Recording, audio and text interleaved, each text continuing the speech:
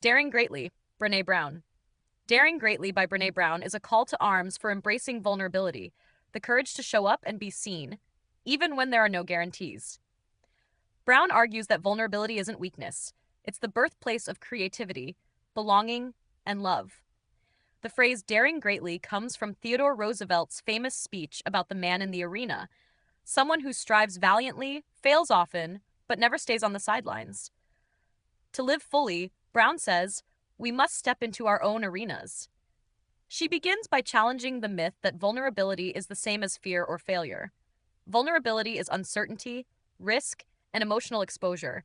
The willingness to say, I love you first, to launch a project without knowing if it will succeed, to raise children who will make their own mistakes.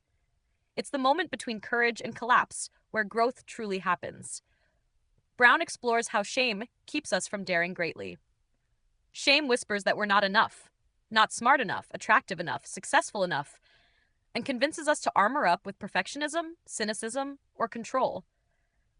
But the more we protect ourselves from being hurt, the more we disconnect from joy, creativity, and empathy. She calls this the vulnerability paradox.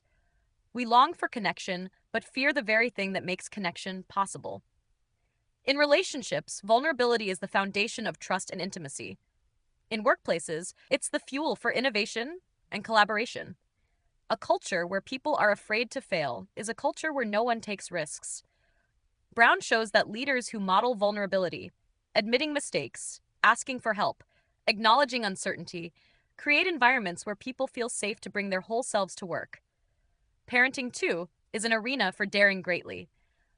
Brown reminds us that our children learn who they are by watching how we live.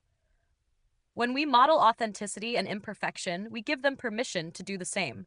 To raise wholehearted children, we must show them that being vulnerable is not dangerous, it's brave. Throughout the book, Brown offers practical ways to build what she calls shame resilience. Recognizing shame, talking about it, and reaching out instead of retreating.